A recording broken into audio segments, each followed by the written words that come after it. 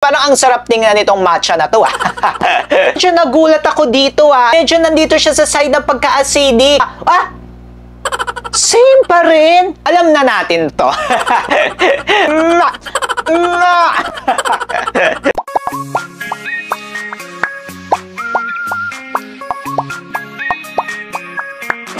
Hi mga kamukha! Hi mga kamukha! Tayo po'y nagbabalik. Ako po si Sir Lawrence, ang inyong human guinea pig. Heart!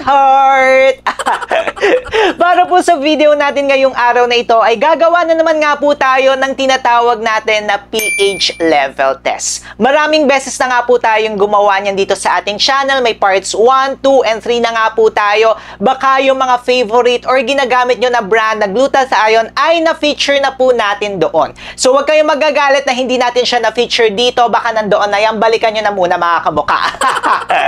Nagawa nga po natin ang pH level test para malaman po natin kung ang isang produkto ay acidic, neutral, or alkaline. Usually, ginagamit po ito sa mga skincare products. At tayo nga po ang kauna-unahan na gumawa ng pH level test para naman po sa mga supplements, particularly sa mga glutathione. Ang kahalagahan nga po ng paggawa ng test na to, specifically sa glutathione supplement, is malalaman nga po natin kung yung produkto na yan ay acidic. Yun talaga yung pinakabinabantayan natin. Hindi ibig sabihin ng acidic, pangit na siya. Ibig sabihin lamang po nito is lalo na sa may mga hyperacidity, sa mga sinisikmura, alam po natin nakakain muna tayo or busog muna tayo before tayong uminom ng mga ganitong supplement. Or yung iba, ang ginagawa naman na technique is umiinom muna ng supplement tapos kumakain sila. So malalaman po agad natin yan mga kamukha. Pero hindi nga ibig sabihin ng acidic siya, neutral or alkaline, pangit na siya or maganda na siya mga kamukha. Magdedepende nga po yan at nagbibigay gabay lamang si Sir Lawrence. At ito na nga po, gagamit nga po tayo ng pH level testing strip. Tapos naka-indicate na rin dito mga kamukha. Depende nga po yan sa inyo mga paniniwalaan na study. Pero dito nga po sa ating channel, neutral po siya kapag siya po ay pumasok sa 4 to 7, yung iba hanggang 7.5.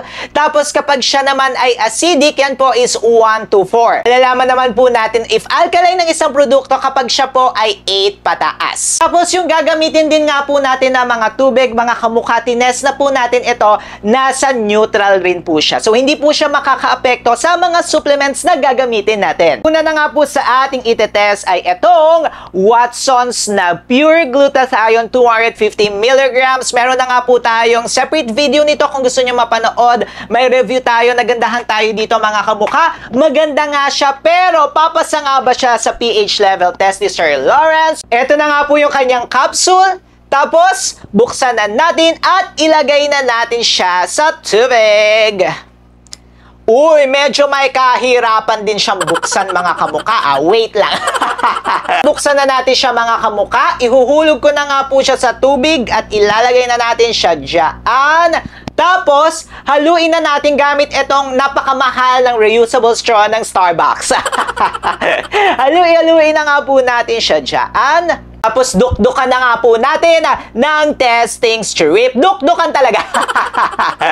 Next naman po sa ating listahan ay from Watsons pa rin. Ang dami sa inyong nag-message at nag-comment doon sa last video nga natin sa Watsons na Pure Glutathione na baka pwede na i-feature na rin natin itong kanilang isa pang version. Ito naman po yung Glutathione and Milk Thistle with Alpha-Lipoic Acid. Ayan, i-review na nga rin po natin yan dito sa ating channel. Pero before that, idukdukan na muna natin ito. Idukduk talaga. Buksan na ni Sir Lawrence at ilagay na natin siya dito. Tapos haluin na nga po natin siya ulit. Tapos lagyan na nga po natin ulit ng testing strip. Then, iwanan na po natin siya ng 15 minutes. Next naman po na itetest natin ay itong Bello na Glutathione with Collagen Supplements. Ang dami rin sa inyong bumili nito mga kamukha. Ang daming curious din sa inyo kung ano nga ba ang kanyang pH level test. Sana nga po natin ang kanyang capsule. Uy, mabilis lang siya mabuksan. At ang nakakatawa, nandyan lahat ng kanyang powder. Nakakaloka ka, Madam Vicky Bello. Ayan, ilagay na po natin siya dyan. Tapos, haluin na po natin. Tapos dukdukan na nga rin po natin yan ang pH level testing strip. Next naman po ay itong KV Advanced Formula na glutathione. Meron na nga rin po tayong review nito mga kamukha. Kung gusto nyo po yan mapanood, lalagay na lang po natin yan sa description box sa baba. Uy, ang bilis lang mabuksan ito ni KB ha. Tapos ilagay na nga rin po natin yan dito sa ating neutral na water. And then, haluin na po natin. Haluin mo, halukayin mo ng todo. Atok, apis. Of course, kailangan na nga rin po natin yan lagyan ng pH level test strip. Then, iwan po natin siya ng ilang minutes. Next naman po sa ating listahan ay medyo kakaiba siya kasi may flavor siya. Ito po yung Lux Slim na matcha latte. Ayan po siya mga kamukha. Binuksan na nga po natin itong si matcha latte ng Lux Slim. Ilagay na nga rin po natin yan sa water. Wait lang, hindi ko kayo nakikita. Tapos yan, haluin na nga rin po natin. Parang ang sarap tingnan nitong matcha na to. Then, lagyan na nga rin po natin ang test strip. Sunod na nga rin po natin ito mga kamukha. Kumiko Collagen Tripeptide na meron nga rin po itong glutathione. I-check na nga rin natin siya kahit na marami siyang collagen. Ilagay na nga rin po natin siya dito mga kamukha. Pero alam nyo, medyo nag-expect ako na acidic to kasi medyo maasim siya eh. Pero tingnan na nga rin natin mga kamukha. Tapos haluin na rin po natin siya. Medyo dito pa lang halata ng acidic siya, charisa. Pero lagyan na nga rin po natin siya mga kamukha. After 15 minutes, balikan na nga po natin ang ating mga pinagtitetest. Simulan na nga po natin dito kay Watson's na Pure Glutathione. Ay! Ito siya mga kamukha. Medyo nagulat ako dito ha. Ayan siya mga kamukha. I-check na nga po natin. Base nga po sa mata ni Sir Lawrence, nasa 2.5 siya mga kamukha. Ayan o. Medyo nandito siya sa side ng pagka-acidic. Oh my gosh. Alam niyo na shock ako dito ha. Kasi this is pure glutathione mga kamukha. Balikan nga natin. I-check ko pero wala talaga eh. Glutathione lang talaga yung nakalagay dito. Yung other ingredients niya, hindi naman ito makaka-affect. Wala rin siyang vitamin C. Uy, medyo nagulat ako dito mga kamukha. Sa mga acidic dyan, before nyo po inumin ito, dapat po medyo busog tayo. Pero sa experience ko naman, hindi naman po ako talagang inacidic dito. Pero ayan mga kamukha, pag ititake nyo po itong Watson's, at least may idea na kayo. Next naman po na i-check natin ay kay Watson's pa rin. Pero ito po yung version nila na may milk thistle and also alpha lipoic acid. Ito na po siya mga kamukha. Same pa rin. Oh my gosh. Ito pong kay Watson's na glutathione na may milk thistle and also ano ba yan? May alpha lipoic acid. Oh my gosh.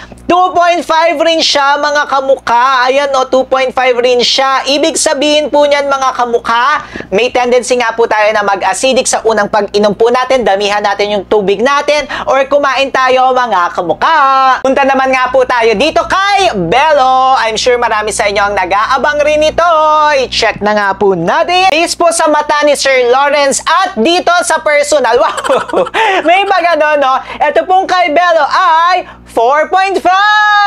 Neutral siya mga kamukha. Ayan po siya. 4.5 po siya papasok. Eto siya mga kamukha. Nasa 4 siya. Tapos malapit na rin po siya dito sa 5. Congratulations! Sunod naman po natin ay etong KB Advanced Formula na Glutathione Supplement. Eto naman pong si KB Formula nasa 6.5! Pasok na pasok siya mga kamukha. Ayan po siya. Nasa 6 siya na malapit na po siya sa 7. 6.5. Congratulations! Neutral siya mga kamukha. Pwede nyo siyang inumin at i-take any time of the day. Ito na nga po tayo kay Lux Slim na matcha. Ang sarap niyang tingnan. Ang sarap. Nakakauhaw. Ayan! 7! Wow! Talagang wala nang iba pa tayong pagtingin-tingin dyan. 7. Aray ko. Yung mga daliri ni Sir Lawrence. Ayan, wala nang ibang paligoy-ligoy pa. Ayan, check na check yan. 7 siya. Let's go naman po dito kay Kumiko. Ayan siya. Ay! Alam na natin to. Unang tingin pa lang ni Sir Lawrence, alam na alam ko na. Nasa 2.5!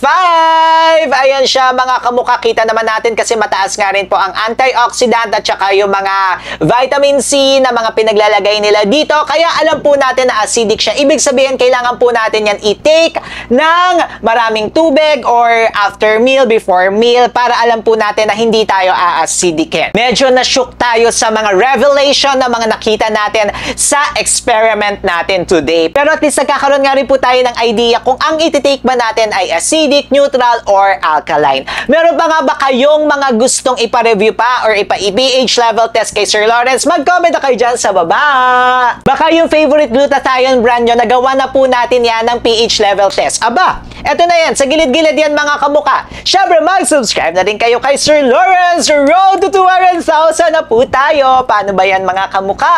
Paalis na po ako. Click nyo na yan para hindi na kayo mag-comment at sabihin nyo, hindi na feature yung favorite brand nyo. Charis!